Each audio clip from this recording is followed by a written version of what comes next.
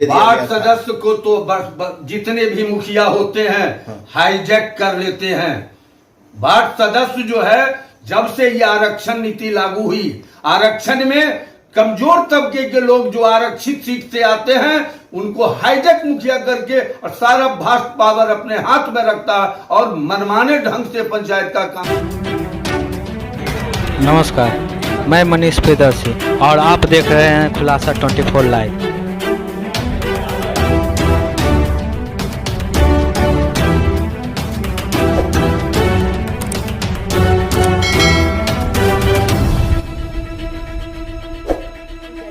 कुमारी बाढ़ प्रखंड से बेरना पश्चिमी पंचायत से मुखिया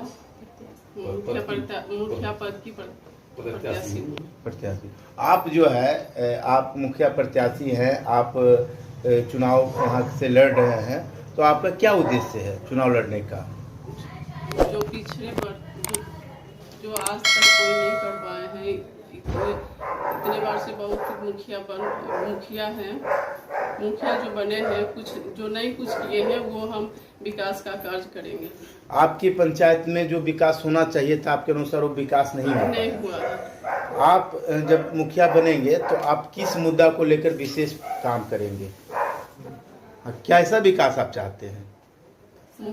हमारी पंचायत में विकास का कार्य अधूरा रह गया है, उसे हम पूरा करेंगे।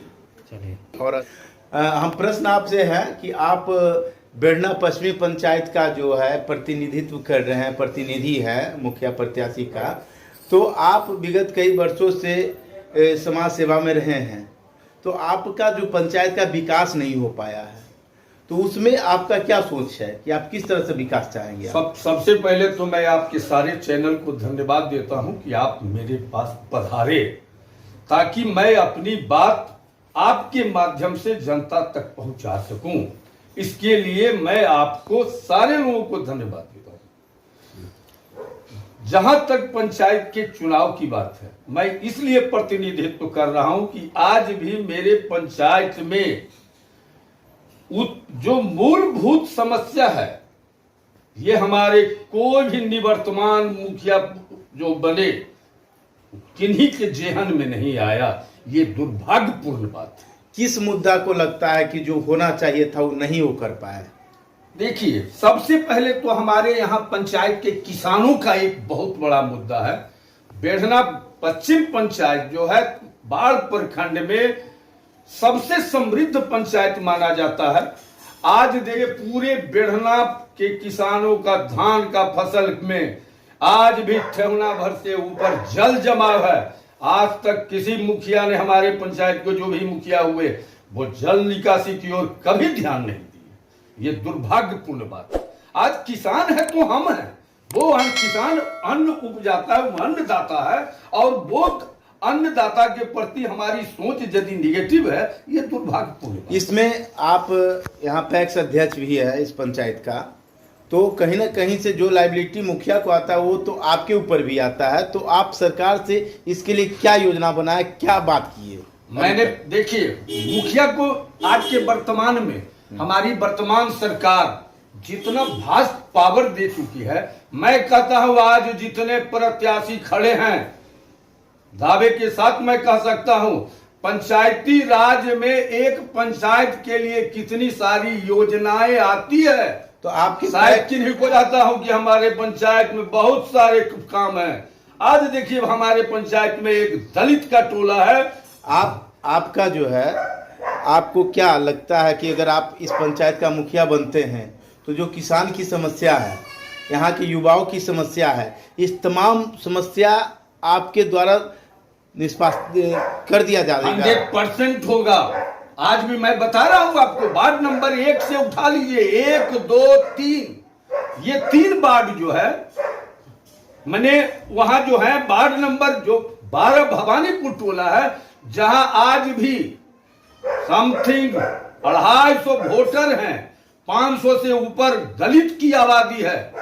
वहां के बच्चे को पढ़ने के लिए न विद्यालय है, न वहां शौचालय की व्यवस्था है, न नल जल आज तक पहुंचा है, और न ही उनको बाढ़ शहर आने के लिए रोड की व्यवस्था है। आप इस पंचायत का पुराने जमाने से प्रतिनिधित्व करते आए हैं, जब इस तरह का बुरा हाल है तो आप आपने सरकार के जो यहाँ के पदाधिकारी है उनसे या यहाँ का मुखिया से कभी आप बात नहीं किए क्या? देखिए, जो चुन के आते हैं ना, कुछ आदमी के हाथ के लट्टू बन के रह जाते हैं। ये दुर्भाग्यपूर्ण बात है। एक मुखिया, कोई भी मुखिया आज पंचायत में बनेगा, अकेले चाहेगा कि पूरे बेढ़ना जी से पंचायत को चला लेना, नामुमकिन है। कभी कोई मुखिया हुए, वो कमेटी बना करके कभी काम नहीं किए, जिसका परिणाम आज पूरे बिहार में देखने को मिल रहा है कि 95% निवर्तमान जो पूर्व मुखिया है, निवर्तमान मुखिया है, वो बदले जा रहे हैं। इसमें एक प्रश्न है हमारा कि मुख्यमंत्री जी के द्वारा जो बनाई गई कमेटी, जिसमें मुखिया अपनी पावर को मुखिया के पास न रहकर वार्ड में विभक्त कर दिया गया, तो वार्ड और मुखिया सारी लायबिलिटी मुखिया के ऊपर देना जायज है? वार्ड सदस्य के पास भी तो बहुत सारा पावर दे दिया गया। वार्ड सदस्य को तो जितने भी मुखिया होते हैं हाईजैक कर लेते हैं। वार्ड सदस्य जो है, जब से ये आरक्षण नीति लागू हुई, आरक्षण में कमजोर तबके के लोग जो आरक्षित सीट से आते हैं उनको हाईजैक मुखिया करके और सारा भास्ट पावर अपने हाथ में रखता है और मनमाने ढंग से पंचायत का काम करता है। इसमें दोषी वार्ड सदस्य है या मुखिया है या सरकार है? देखिए, वार्ड सदस्य भी दोषी है, मैं ये कहता हूं, और नहीं तो हम कहते हैं सरकार भी दोषी है। उसके साथ वार्ड सदस्य, सरकार तो आपको पावर दे दी, आप उपयोग नहीं कर रहे हैं, तो दोषी वार्ड सदस्य है या मुखिया है? सरकार अपने तरफ से आपको पावर दे दिया कि ये काम करना है, आप नहीं कर रहे, तो सरकार के ऊपर दोष लगाना कहां तक जायज है? बिल्कुल जायज है। मैं आपको एक तर्क दे के कहना चाहूंगा कि आज सरकार क्यों नहीं दोषी है। आज वार्ड सदस्य यदि हाईजैक हो रहा है, निरीह प्राणी बेचारा है, कमजोर परिवार से आता है, ओबीसी समाज से आता है, दलित समाज से आता है, तो निगरानी करना सरकार के माथत का। प्रतिनिधि कमजोर है तो प्रतिनिधि कैसे हैं? आखिर जनता ही उन पर भरोसा करके चुन, वो आरक्षित सीट के चलते कोई विकल्प नहीं है उनके साथ, वो चुन के आएंगे ही, वो चुन के आएंगे। कारण उस वार्ड में उनके सिवा कोई चुना ही नहीं जाएगा, कोई दूसरा सामान्य कोटि से कोई उसमें आ नहीं सकते हैं। तो सवाल उठता है कहां से हो पाएगा। तो इसके लिए अगर आप मुखिया बनते हैं, आपके जो प्रत्याशी हैं मुखिया पद से आती हैं, तो सबसे पहले आपका विशेष कौन सा बिंदु को मजबूत करने पे आप काम करेंगे? सबसे पहले यदि ये गीतांजलि देवी चुनाव जीत के आती हैं, तब हमारे पंचायत में 12 वार्ड है।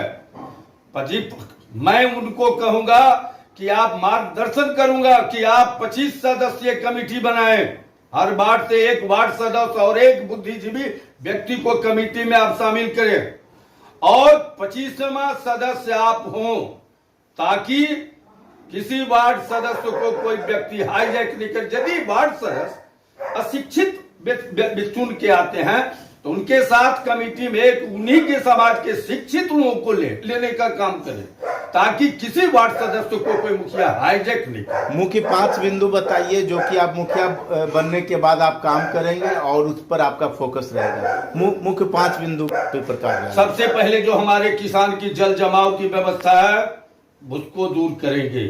दूसरे, जो हमारे समाज में दबे कुचले हैं, बल्कि किसी समाज से आते हो, सवर्ण समाज से हो, ओबीसी से हो, अनुसूचित जाति से हो, उनको बराबर की श्रेणी में लाएंगे, इसलिए कि उनका अधिकार भी मेरे जैसा ही है जीने का इस धरती पर।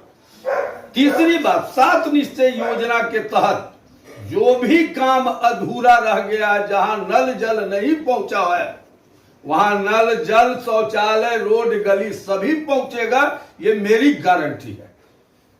5वां काम,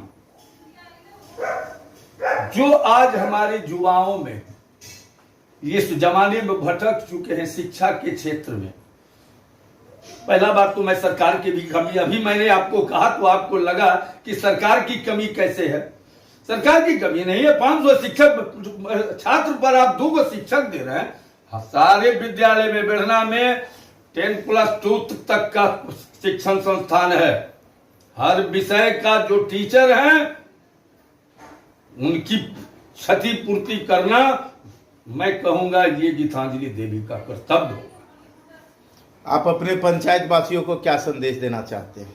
मैं अपने पंचायत वासियों को ये संदेश देना चाहता हूं, एक बार अपनी आस्था आप जता के हम पर देखें, फिर आपको समझ में आएगा, आप गर्व महसूस करेंगे कि मेरा प्रतिनिधित्व करने वाला गीतांजलि देवी के साथ साथ पैक्स अध्यक्ष जेपी सिंह भी मौजूद है। मैं अपने तमाम पंचायत वासियों को इस दुर्गा पूजा के अवसर पर, मां जननी के पूजन के अवसर पर अपने पूरे परिवार के तरफ से हार्दिक शुभकामना देता हूं।